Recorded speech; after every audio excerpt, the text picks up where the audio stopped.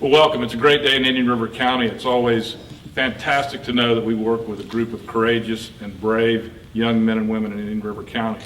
Part of our track program includes our Deputy Sheriff Explorer program. And this whole event started Saturday evening just before 9 p.m. When young Jacob Ursin next to me, which is one of our explorers, been an explorer for 3 years, which is the program or the track that leads us directly into a career in law enforcement. I'd like for you to listen to Jacob's story, and then he's going to give you a little scenario on how all of these other fantastic deputies actually saved 3 lives. Jacob.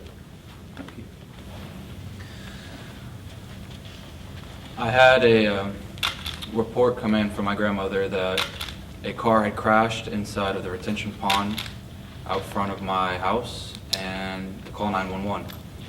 I called 911 and started running to the entrance of where the car had crashed through the gate and into the water. And once I got there, I began stripping off my boots and my sweatshirt. After letting the dispatcher know where the location of the crash was, I passed the phone off to my sister, and I jumped in and I began swimming out to the vehicle. Once I got to the vehicle, I saw a woman with her head on the steering wheel, so at first I thought she was unconscious. However, she was fine after I banged on the window. She rolled down the window. I was greeted by a man and a woman who were both in a lot of distress, and they asked me if I could swim. And I told them yes, I'm a pretty active swimmer. I took junior lifeguard training, and they asked me if I could swim their baby back. And I told them that the police were on the way and they'll be there soon, not to worry, and they'll be rescued. And once again, they asked me if I could take the baby back to shore. And I told them yes, and they handed me the baby. And I began swimming back for shore. And about halfway, my legs just stopped working. And so I was just using my upper body to try to get me back to shore, keeping the baby's head above the water the best I could, to make sure that she'd be okay once she got back to the shore. Once I got about 5-10 feet, I was greeted by this deputy here who took the baby from me and helped pull me back on shore because I could not stand. And I watched as other deputies went in and helped get the other people out, and watched as the dive team arrived. And then 2 deputies picked me up and brought me to, I don't remember where they brought me, but they brought me outside of the gate, and they were joined by 2 other first responders, and they brought me to an EMS, and one of them told me to keep moving my legs the best I could to keep the blood flowing. And then I was loaded into an ambulance and transported to Indian River Medical Center. How long ago? Mike. Oh, yeah, okay. As he stated, I was the first one to get there after the law enforcement call. I pulled up and immediately saw that the car was sinking. I could see him coming back with the baby, and he was obviously tired. I stripped off my gun belt, left my uniform, shirt, and problems. I didn't know exactly what we had. I reached in, grabbed him, grabbed the baby. I handed the baby to Deputy Curby, and I started to assess the situation. I could see that the car at this point now was starting to die. I thought it was going to be shallow enough the car would float or hit the bottom, but I could see that it was going down, and both occupants were yelling, save us, we can't swim, we can't swim. So that's when I stripped off my shirt and vest. Unfortunately, I left my boots on and started to look at the water to get ready, and as I did, I saw Deputy Curby just jump in the water. I followed him. We were able to get out to the car. I took control of the female. I was able to drag her back to shore as best I could. Swallowed a lot of water along the way. It was very, very tough to swim with the boots on and the temperature, and Deputy Curby obviously went to the male subject. I'll let you tell his side of what happened. When I arrived on the scene, I saw Deputy Dilks already stripping his gun belt. I was there probably 30 seconds after him. I did the same. I took my gun belt, shoes off, vest off, everything. As I was going to the lake, I still didn't know what we had. He came up and gave me a baby, soaking wet, cold, shivering. I grabbed the baby. It was starting to choke on its water. I guess it swallowed some water on the way down. It was having trouble with breathing. Put it on its stomach, started smacking its back. It coughed up a lot of the water. Then I don't remember who said it. I think it was Dilks or the people from the car saying they couldn't swim and the car was sinking.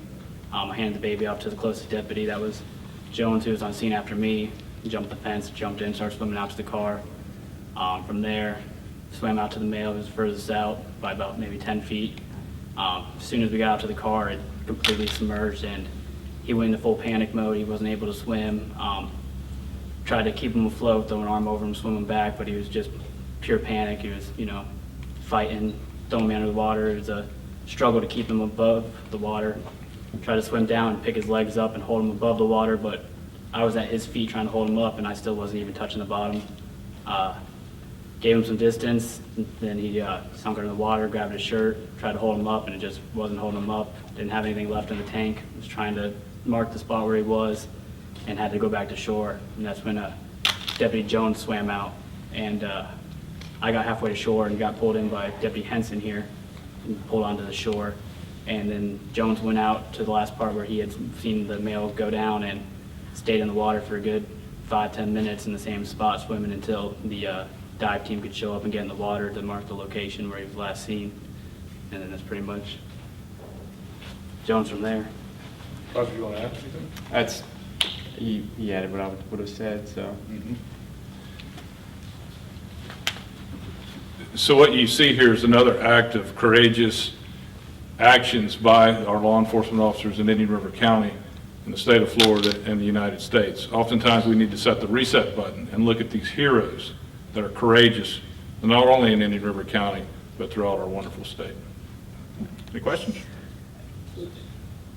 Jacob, I asked you this before, was there ever any fear? Like you just kind of went into the water. You weren't thinking ahead of time, you just had a mission, in other words, right? Yeah, I was just destined to try to get the baby to shore as soon as possible, trying to keep her head above the water. And you said you started to feel your legs go. I mean, obviously it was from the cold. Yes. Correct. What, was it painful? Was it numbing? I mean, can you describe that It was experience a little numbing. more? And at that point, were you thinking, we're not going to make it out of here? Did that ever occur to you? It was a numbing pain, and I started getting really fatigued, but I kept myself positive. I didn't want to think that I wasn't going to make it out of there. So I just kept telling myself I'm going to make it if I keep pushing, I keep pushing. And it wasn't a stinging pain until about 4 or 5 minutes after being out of the water. Then it started becoming a stinging pain. And what were people yelling as this is going on? I can barely remember. I was very out of it. You said you dialed 911. Correct. Then why did you jump in the water? Why didn't you just wait? Because I didn't know when the deputies were going to be there. I didn't know how much time before the car started sinking. I didn't know any of that. I just wanted to make sure everyone inside was okay. Do you think that that child would have survived without you doing what you did? I truly don't know. I don't think it would, that she would have. Did you jump over the fence from the far end and swim all the way across the lake? Is that? I did not. I ran to where the vehicle plunged through the retention fence. How long did it seem like it lasts between you jumping in and getting to the car? Just getting to the car? Yeah, how long do you think that time span? That went very fast. What was the longest was definitely getting back. That was definitely the longest. Why? I don't know. I guess by then I was starting to feel the effects of the cold water, and my just was like, okay. I realized that also not only my life I was putting in danger, but also someone who I was trying to save. So I did my absolute best to make sure that she was okay. Would you like to be a deputy? One day, that either work here for the local sheriff's department or military police. How did your training kick in? My junior lifeguard training? Well, first off, I remembered to remove my boots, which was very, very helpful because that's a lot of excess weight and drag on the body. So, and the fact that I jumped in, I also believe was my training. I believe that since it was drilled into me to see someone in need, to jump in there and just try to help them. And when when you get to the car and they say, save my baby, are you realizing? I'm realizing that the car is starting to sink, and they tell me that neither of them can swim. So at that point, I was like, well, if neither of them can swim and the deputies don't get here in time, the baby's going to go under with them. So But do you also understand as a parent, choosing the child, saying, here, save the baby? They didn't think they were making it out. I didn't realize that. Yeah. Yeah. Jacob, it was Saturday night, so what were you doing before all this happened? Were you just relaxing? I had actually just gotten off the phone and was just going back inside. And as I was inside for about a good 2-3 minutes, then my grandmother came in and told me about what was happening. And you mentioned you were wearing a sweatshirt, so Yes. that gives you an idea. It was a cold night. Oh yes, it was very cold. I mean, you helped save people's lives. I mean, right now, how do you feel about that? I mean, Well, I guarantee you I did what any of these other deputies would have done, right here. Mike has an interesting comment on how he heard Jacob, screaming.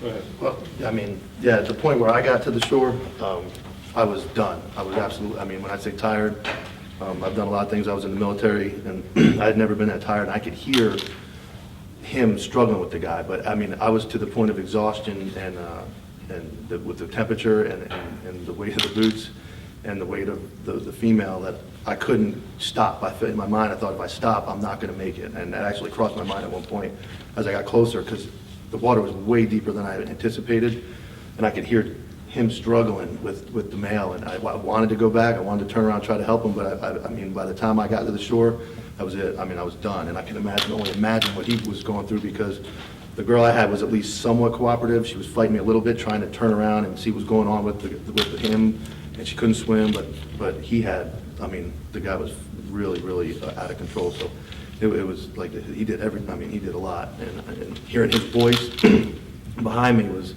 you know, it was like that weird feeling of you got to keep going, but you want to turn around, and it was tough. And did you obviously realized you might not make it if you go That was out the there. realest thing I've been involved in 15 years. I've been involved in a lot of things, a lot of big cases, a lot of things, and I didn't really think about it until the car went all the way under. When the car went all the way, I figured that it would be shallow enough the car would be able to be stood on, or we would all be able to stand on it, and it would be like a real simple fire department rides out, throw them in a boat. When the car went under, I had not prepared my mind for this swim back that's going to happen, and I really did think, you know, it was bad. It was really bad at that point. And Deputy Jones is new to the agency after 8 years with the United States Navy and has some rescue training. Roger, you'd like to talk about how he went back, and Deputy Jones is being very modest. He actually dove down several times underwater looking for the male. Roger? Yeah, I saw Deputy Curby struggling to stay above water. The male was holding him down, trying to keep himself above water, kind of a natural instinct when you're starting to drown. When I saw him struggling, I saw Curby kind of have to back away from him, so I stripped down and dove in as he was sinking. When I got to the area, I was guided by everybody on shore, all the other deputies telling me to go left, go right. When I got to the area where he was seen to go under, I started diving down. I probably dove down 3 or 4 times. It was so deep, I didn't even get close to the bottom. So I treaded water over the area where he went under until rescue divers got there. And when the rescue divers hit the water, they went straight to where I was. When they went down, they had him out of the water within a couple minutes. So that's it.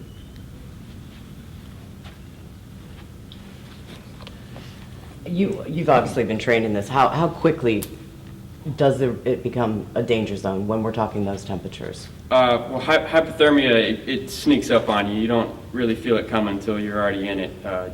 There's something in your mind keeps telling you to keep pushing, and then your body just kind of shuts out.